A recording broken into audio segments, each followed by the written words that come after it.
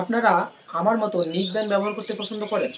তো একদিন হঠাৎ এই নিক ব্যান্ডটি কানে দিয়ে বুঝতে পারলেন যে একটিতে সাউন্ড বেশি আর একটিতে সাউন্ড একবারেই কমে গেছে।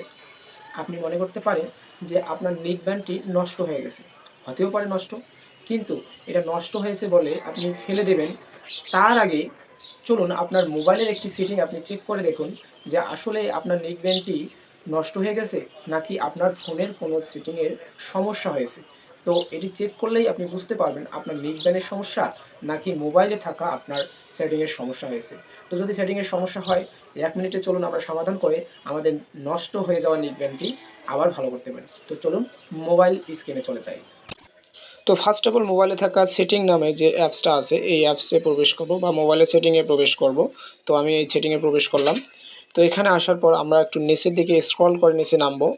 আপনারা আপনাদের ফোনে এই অপশনটি খুঁজে বের করবেন, অ্যাক্সেসএবিলিটি নামে এই অপশনটি। এই অ্যাক্সেসএবিলিটি নামে অপশনে আপনাদের ক্লিক করে এটার ভিতরে প্রবেশ করতে হবে।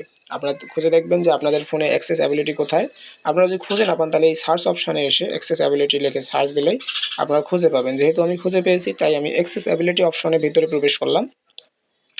তারপর আবারও আমাদের এই অ্যাক্সেসএবিলিটি উপরে যে অ্যাক্সেসএবিলিটিটা অপশন আছে এই অপশনে আবারও ক্লিক করে দিতে হবে।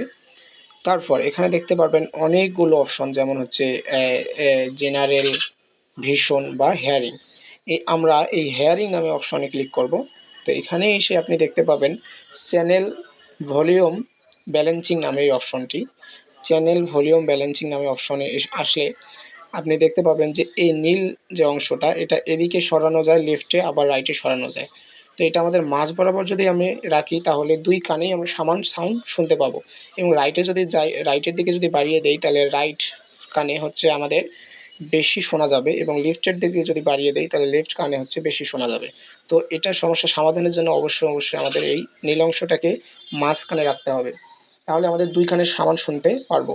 যদি এই সমস্যাটা সমাধান করার পরেও, এই সেটিংটা ঠিক করার পরেও যদি আমাদের এয়ারলেস বা ব্লুটুথে যদি দুই কানেই সমান শোনা যায় না, তাহলে এক প্রকার ধরে নিতে হবে যে আমাদের ব্লুটুথটার কোনো না কোনো একটা সমস্যা হয়েছে। আমি আশা করি যে এই সেটিংটা করলে আপনাদের সমস্যা, এয়ারলেস বা ব্লুটুথের যে সমস্যাটা সেটা সমাধান অবশ্যই হবে। আপনাদের সমস্যার সমাধান হয়ে থাকলে আমার চ্যানেলটি সাবস্ক্রাইব করে দেবেন। ধন্যবাদ।